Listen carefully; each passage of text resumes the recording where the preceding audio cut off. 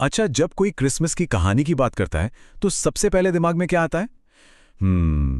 शायद एक बच्चे का जन्म, या फिर वो चिमनी से उतरता हुआ एक हंसमुख सा चेहरा। आज हम यही देखने वाले हैं कि क्रिसमस की ना कोई एक कहानी नहीं है, बल्कि कई सारी कहानियां हैं। और पता है, ये सब मिलकर ही इस छुट्टी को इतना खास बनाती है। तो सवाल ये है कि क्रिसमस की कहानी का असली मतलब क्या है?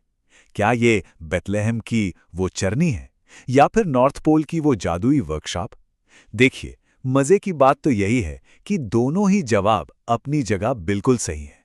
और आज हम यही पता लगाएंगे कि आखिर ऐसा है क्यों। असल में आज का जो क्रिसमस है ना, वो एक बहुत ही खूबसूरत और कह सकते हैं कि एक उलझे हुए ताने बाने जैसा है। इसमें ना कई अलग अलग धागे हैं, कुछ धार्मिक मान्यताओं के, कुछ बहुत पुरानी परंपराओं के, और कुछ आजकल की लोक कथाओं के। तो चलिए, आज इन्हीं धागों को एक एक करके सुलझाते हैं और देखते हैं कि ये सब मिलके इस छुट्टी की तस्वीर कैसे बनाते हैं। तो चलिए, सबसे पहले उस धागे को पकड़ते हैं जो अरबों लोगों के लिए इस छुट्टी का दिल है, उसकी आत्मा है। ये है ईसा के जन्म की कहानी, जिसे नेटिविटी भी कहते हैं। यही वो बुनियाद है जिस पर क्रिसमस का पूरा धार्मिक मतलब टिका हुआ है। ये कहानी ना उम्मीद और किसी चमत्कार से भरी हुई है। सोचिए, एक नौजवान जोड़ा एक लंबा सफर तय करता है। एक मामूली से अस्तबल में एक बच्चे का जन्म होता है, और फिर आते हैं फरिश्ते जो चरवाहों को ये खबर देते हैं, और एक रहस्यमयी तारा जो दूर देश से कुछ बुद्धिमान लोगों को रास्ता दिखाते हुए लाता है। सच में यही वो कथा है जो क्रिसमस को उसका रूहानी मतलब, उसका आध्यात्मिक दिल देती। अच्छा, अब इस ताने बाने के एक बिल्कुल ही अलग धागे की तरफ चलते हैं। एक ऐसा धागा जो हमें पवित्रता से निकालकर धर्मनिरपेक्ष दुनिया में ले जाता है। जी हां, हम बात कर रहे हैं सांता क्लॉस की। एक ऐसा चेहरा जिसे शायद दुनिया का हर बच्चा पहचानता है। पर सवाल यह है कि ये आया कहां से? और ये देखिए, यहीं पर पूरी कहानी छिपी है। एक तरफ है सेंट निकोलस, चौथी सदी के एक असली बिशप जो अपनी दरियादिली और चुपके से तोहफे देने के लिए मशहूर थे। और दूसरी तरफ आज के सांता क्लॉस जो नॉर्थ पोल से जादू और खिलौने लेके आते हैं।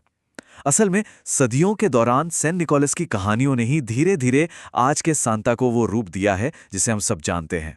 और आज की सांता की कहानी, अरे ये तो हम सबके दिलों में बसी है ना?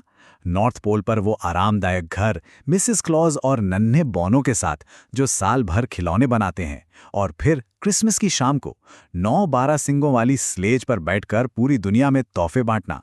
ये जादुई कहानी अब क्रिसमस के जश्न का एक ऐसा हिस्सा बन चुकी है जिससे अलग ही नहीं किया जा सकता। पर रुकिए, कहानी अभी खत्म नहीं हुई है। हमारे इस ताने बाने में ना एक और परत है, और ये परत आती है किताबों से, साहित्य से। कुछ ऐसी कहानियां हैं जिन्होंने क्रिसमस की भावना को इतना गहरा आकार दिया है कि उनके बिना आज क्रिसमस की कल्पना करना भी मुश्किल है। बस एक पल के लिए सोचिए कि इन कहानियों ने क्रिसमस को कैसे बदल दिया। चार्ल्स डिकेंस की अ क्रिसमस कैरल ने हमें देने का मतलब सिखाया। द नट क्रैकर ने क्रिसमस की शाम में जादू भर दिया। और हाँ, ग्रिंच ने हमें क्या याद दिलाया? यही कि क्रिसमस का मतलब बाजार से खरीदे तोहफों से कहीं कहीं ज्यादा है। इन्हीं कहानियों ने मिलकर उस क्रिसमस स्पिरिट को गढ़ा है जिसकी हम आज बात करते हैं। तो अब तक हमारे पास क्या क्या है? एक धार्मिक कहानी है, एक धर्मनिरपेक्ष मिथक है, और कुछ साहित्यिक परंपराएं हैं। लेकिन एक सवाल, एक बड़ा सवाल इन सबको एक साथ जोड़ता है। ये सब कुछ 25 दिसंबर को ही क्यों होता है? यकीन मानिए, इस तारीख के पीछे की वजह इन सारी कहानियों को एक साथ लाकर खड़ा कर देती है। लेकिन एक मिनट, अगर क्रिसमस का त्योहार ईसा मसीह के जन्म के लिए है, तो फिर 25 दिसंबर ही क्यों? ये वो सवाल है जिसका जवाब सुनकर शायद थोड़ी हैरानी हो, क्योंकि बाइबल में उनके जन्म की कोई तारीख बताई ही नहीं गई है। हाँ, बिल्कुल सही सुना। तो फिर ये 25 दिसंबर की तारीख आई कहाँ से? चलिए इसका जवाब इतिहास में ढूंढते हैं। यहां पर पूरी कहानी साफ हो जाती है। देखिए, प्राचीन रोम में ना सर्दियों में पहले से एक बड़ा त्योहार मनाया जाता था, सैटर्नेलिया। ये साल के सबसे छोटे दिन के बाद रोशनी की वापसी का जश्न होता था। तो जब शुरुआती ईसाइयों ने ईसा के जन्म का जश्न मनाने के लिए एक तारीख तय करने का सोचा, तो उन्होंने 25 दिसंबर को चुना। क्यों?